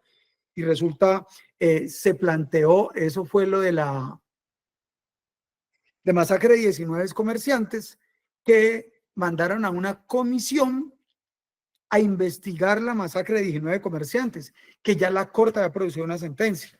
Y entonces, a raíz de la masacre de 19 comerciantes, se ordena investigar eso, y ese requerimiento internacional obliga a que manden una comisión judicial a que vaya a investigar a esos comerciantes. Ahí estaba el padre del fiscal Daniel Hernández, el barbado que tanto debate ha habido, unos a favor y otros en contra, por los casos de Odebrecht y todas esas cosas. Él es hijo de uno de los funcionarios del juez de instrucción criminal que estaba en ese procedimiento. Pues resulta entonces que allí iban los funcionarios a hacer la diligencia de inspección judicial y masacraron a esa comisión. Y la comisión pidió protección de la policía y no se la dieron. Pidió protección del ejército, no se los dieron. Llegaron hasta ciertos lugares y luego ustedes avancen solos. Y ya ellos allá, ¿qué les tocó hacer? No, pues acabamos de hacer la diligencia. Y estando allá los rodearon y luego los mataron. La sentencia de La Rochela da evidencia de todo esto. Es una masacre, la masacre de La Rochela. Y entonces, eso que está allí, cuando uno mira, usted se puede meter a la página de la Corte Interamericana, entran allí, se miran las audiencias y van a ver que el policía decía, no, pues yo cumplí con hacerle unas visitas a la casa.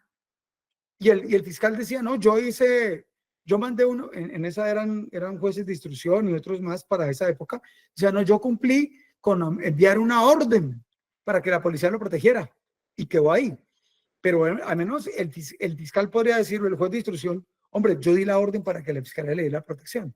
Pero casos en los cuales ni siquiera el fiscal dio la orden, amenazaron y eso quedó ahí. Porque muchas veces pensamos que unas amenazas no van a más. Y en casi todos los casos, léanse los casos que hay ante la Corte Interamericana por masacres, en casi todos los casos hubo más amenazas previas y luego vinieron las masacres. Y en las amenazas los funcionarios no hicieron lo que había que hacer. ¿Qué es lo que uno dice? Uno debe conocer estos instrumentos y estándares internacionales para blindarse hacia el futuro. Sencillamente yo cumplí con mi tarea de hacer esto, esto, otro, porque es mi deber asistir a las víctimas, numeral 6. Es mi deber proteger a las víctimas, numeral 7. Que no tengo cómo garantizar protección completa ni para mí mismo, como me pasó a mí, compañeros, con amenazas y todo, y la fiscalía no me protege, y la UNPB no me protege, y entonces le toca a uno endeudarse, vender el carrito de uno, hacer un préstamo y comprarse un carro blindado, porque nadie le va a garantizar a uno que lo van a proteger. Entonces, hermano, rebúsquese como pueda. Tristemente esa es la situación, pero usted tiene que mostrar allá en el trámite del proceso que usted hizo los pasos necesarios para cumplir con este requerimiento. Y usted hizo las comunicaciones y demás, de pronto luego le hizo un requerimiento, ¿qué hubo? ¿Cómo va esto? Pero de todas maneras mostrar que usted cumple su parte. Ya otros entes se estarán encargados de otras, pero eso es lo que uno ve allá y usted lo van a ver allí en esos fallos. Aquí vimos las funciones del Ministerio Público, muy interesantes, miren todos esos temas que hay aquí, de vigilar el cumplimiento de la Constitución, ley de decisiones judiciales y actos administrativos. Ellos tienen que garantizar, vigilar que se cumplan la Constitución, el Ministerio Público, las leyes, las decisiones judiciales, o sea, los fallos judiciales, incluso los actos administrativos. casi que si el Ministerio Público funcionara a tope con todo lo que se da, pues esa vigilancia estaría de manera preventiva actuando para evitar de que se dieran estos desconocimientos. Pero hay muchas normas en la Constitución que están allí, y digo todavía que muchas están todavía por estrenar. Dice el numeral 2, proteger los derechos humanos. Es un tema muy complicado para el Ministerio Público, los intereses de la sociedad, los intereses colectivos, y así continúa una cantidad de funciones en relación a esto. En ese mismo orden de ideas, toca entonces, compañeros, revisar otras disposiciones. Aquí solamente se las voy a mencionar rápidamente, el tiempo se nos está agotando, para que vamos llegando al punto en que dejamos con la charla pasada. Pues bien, resulta que con relación a todo esto que hay aquí en la Constitución, también hay otra serie de normas que son ese parámetro constitucional e internacional de comportamiento de los funcionarios. Esto que está aquí se llama, ustedes lo pueden escribir así, en Google, le colóquenle principios básicos relativos a la independencia de la judicatura. Lo que les voy a mostrar acá es solamente una pequeña parte de lo que aparece allá, en esa página que van a bajar. Principios básicos relativos a la independencia de la judicatura. Y eso que aparece con ese referente que estamos mencionando allí, lo que hace es mirar cómo los estándares internacionales nos reclaman algunas cosas. Entonces miren todo lo que hay para mantener la justicia, la cooperación internacional, y dice el respeto a los derechos humanos y libertades fundamentales. Entonces en ese marco, incluso en el marco de la Cumbre Judicial Iberoamericana, se adopta lo que se llama el Estatuto del Juez Iberoamericano, ¿ya? En el 2001 con 44 artículos, luego vino el Código Iberoamericano de Ética Judicial en el 2004, con unos principios desarrollados en 82 artículos, y viene luego allí la creación de la Comisión Iberoamericana de Ética Judicial. En este evento, en el 2004, los países de toda América Latina, incluyendo Colombia, a través del Consejo de la Judicatura y unos delegados de altas cúpulas de las diferentes ramas del poder público, se comprometieron a implementar en el orden jurídico esto que les voy a mostrar rápidamente ahora. Entonces, uno de los puntos que aparece, que hace parte de esos criterios internacionales, es la independencia de la justicia, la independencia judicial. Y hay unos criterios que son, la independencia judicial es importante para garantizar a los ciudadanos el derecho a ser juzgados con parámetros jurídicos, para evitar la arbitrariedad, que se respeten los valores constitucionales y los derechos fundamentales. ¿Ya? Esta independencia tiene ahí un primer criterio, pero también se dice que el juez independiente es aquel que determina desde el derecho vigente, o sea, las normas que hay en ese país, cuál es la decisión justa, sin dejarse influir real o aparentemente por factores ajenos al derecho mismo. Pues esto es lo que la señora Vicky Dávila no ha entendido, no ha leído, porque no se ha leído la Constitución. Porque anda alborotada, porque la señora Fiscal General de la Nación recibió una denuncia, y como llegó una denuncia, entonces ordenó abrir una investigación, entonces ya se puso brava porque la están investigando. Pues el que haya leído la Constitución y el Código de Procedimiento Penal sabe que los delitos graves que se investiguen de oficio, hay que investigarlos de oficio. Y el funcionario que recibe una denuncia y no haga nada frente a ella, deja de cumplir su deber. Ya lo vimos ahorita en unas normas constitucionales. Y eso configura un prevaricato por omisión. Entonces la Fiscalía no puede, por alguien, por muy famoso que sea, decir yo no investigo porque es que qué pena con el que vino que le daño el peinado. No, sencillamente es deber de la Fiscalía, cuando recibe una denuncia, abrir investigación. Y tiene dos propósitos centrales. Uno, constata que los hechos de la denuncia son ciertos o no, o sea, los verifica o los descarta, cualquiera de los dos. Y si los verifica, tendrá que verificar no solamente que ocurrió el hecho, sino quién o quiénes pueden ser autor o partícipe de ese delito. Ese es el deber constitucional. Y allá en el artículo 250 que vimos ahora rato, estaba eso. ¿Qué hay que hacer? Atender eso. De allí van el artículo 1, el 2 y siguen otros artículos hasta el 8º. Yo me los salto por tiempo. Ahora vamos al artículo 9, imparcialidad. El concepto de imparcialidad en estos estándares internacionales son relativos a que toda persona merece un trato por igual y por tanto a no ser discriminado.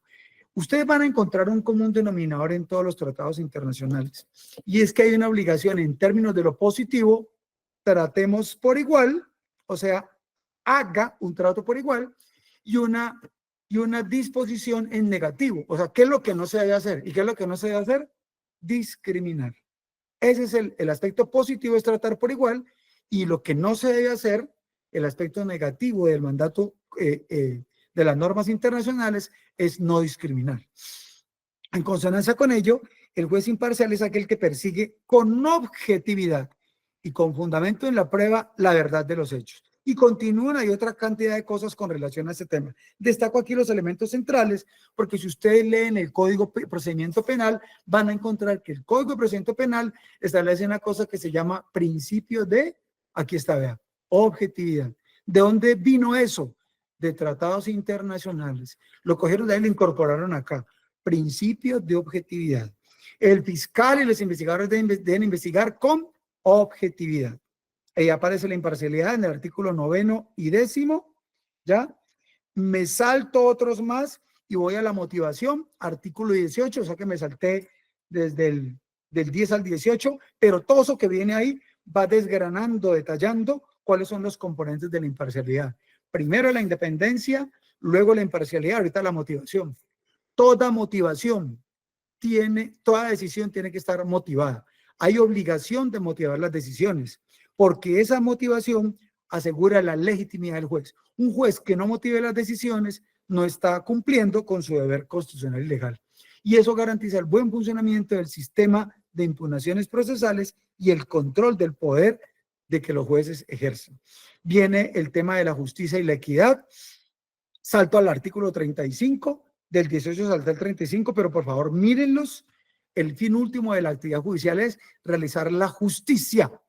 Esto, compañeros, es casi que idéntico a los fines constitucionales del artículo 2 de la Constitución, que dice garantizar la vigencia de un orden justo. Y acá lo traen estos instrumentos internacionales en el artículo 35, justicia y equidad. Para los amantes de la filosofía, que van a abrevar de las fuentes de Aristóteles, van a encontrar que allá Aristóteles nos hablaba de la justicia y la equidad. Y hay unas historias interesantes, pero por tiempo ahorita no las vamos a mirar. Bueno, estos son elementos claves para tener en cuenta, y que eso es clave para superar la inevitable abstracción y generalidad de las leyes. ¿Qué es la equidad? La justicia aplicada a un caso concreto. ¿Y qué es la justicia? Tiene que ver con resolver para cada uno según sus necesidades, según el orden vigente. Ahí habría otras consideraciones que por tiempo no vamos a mirar. En este sentido, hay una serie de garantías aplicables a todos los sujetos intervinientes en el proceso penal. Aquí se las dejo para que ustedes las consulten. Estos son claves que se las revisen. Son las 6 garantías básicas de todo interviniente en un proceso penal. ¿Ya? En el respeto a la dignidad humana, la Corte Interamericana establece estos criterios, que son claves, y allí dice que en el respeto a la dignidad humana es clave que haya motivaciones razonadas en los fallos judiciales para que eso garantice la vigencia de un orden justo, como lo dice la Comisión Interamericana en el caso de Alan García del Perú, y una serie de consideraciones que van allí. Y por eso al final, en términos de la libertad, se requiere que la libertad solo se restrinja a lo que dice abajo. Restricción excepcional de la libertad, pero bajo criterios de razonabilidad y proporcionalidad. Por eso usted va a ver que el código nuestro luego introdujo necesidad, razonabilidad, proporcionalidad, idoneidad, una cantidad de criterios que luego establecen los fines constitucionales de la medida de aseguramiento. Todo eso viene ahí planteado. Aquí aparece el tema del derecho al tribunal independiente e imparcial. Hay unos criterios que sirven de guía para definir cuándo ese tribunal es independiente e imparcial. El tema del juez natural, el tema del derecho a la jurisdicción, ¿sí? Que todo eso está, mírenlo acá, en el principio quinto del conjunto de directrices básicas relativas a la independencia de la judicatura. Eso es importantísimo evidenciarlo, porque a veces uno no alcanza a mirar cuáles son los contenidos de ese concepto de juez independiente e imparcial. Entonces yo aquí he hecho en estas diapositivas un resumen apretado de los elementos que lo integran. No es solamente el derecho al juez natural, que implica inderogabilidad e indisponibilidad de las competencias, ¿ya? No puedo derogar competencias ni frenar que se pueda disponer de las competencias. Las competencias para conocer de uno u otro delito tienen reserva absoluta en la ley. No puede un juez, no puede un alcalde, un gobernador, un presidente definir quién investiga a este o al otro. Tiene que estar previamente definido en la ley. Y la ley tiene la posibilidad de ser sometida a un control de constitucionalidad, incluso un control de convencionalidad. El control de convencionalidad es el control de una ley frente a tratados internacionales. Y en este mismo concepto de juez independiente e imparcial está también en ese aspecto, bueno, la no alterabilidad discrecional de las competencias judiciales y el derecho a la jurisdicción. Es el segundo componente del derecho a un juez independiente e imparcial. Y el derecho a la jurisdicción implica ser juzgado por tribunales de justicia ordinarios. Por eso no pueden militares investigar a ciudadanos común y corriente con procedimientos legalmente establecidos, principio de legalidad, y la consecuente prohibición de sustituir la jurisdicción ordinaria por otros que no observan procedimientos previamente fijados. ¿Eso está en dónde? En el principio quinto del conjunto de directrices básicas relativas a la independencia de la judicatura. ¿Ya? Todo eso hace parte de esos elementos. Y prácticamente, compañero, me toca cerrar con esta diapositiva y no, tampoco alcancé hoy, a pesar de que avancé rápido, no alcancé a terminar, voy en la 33 y son 45. Yo creo que nos va a tocar completar esto en otra charlita más adelante, pero cierro con esto. Compañeros, para que haya tribunal independiente e imparcial, se requiere, este es el último elemento, que haya un tribunal, está no solamente la existencia de un tribunal independiente, sino el derecho a un tribunal independiente, que eso implica libertad en la administración de justicia. Y en esos principios básicos relativos a la independencia de la judicatura, miren cuando se habla de garantía judicial, cuando hay libertad judicial, cuando los jueces son libres para decidir, cuando los fiscales son libres para decidir.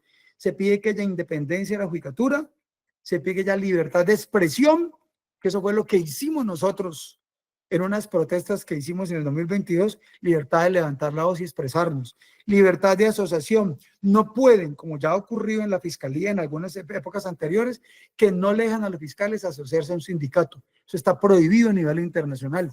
Hay libertad de expresión, libertad de asociación. Condiciones de servicio e inamovilidad. Cuando a un fiscal le dicen, si usted no toma esta decisión, lo traslado para el Caquetá o para allá, están violando esto. Eso se está planteando ahí. El secreto profesional y la inmunidad. Y lo último, las medidas disciplinarias de suspensión, separación y cargo.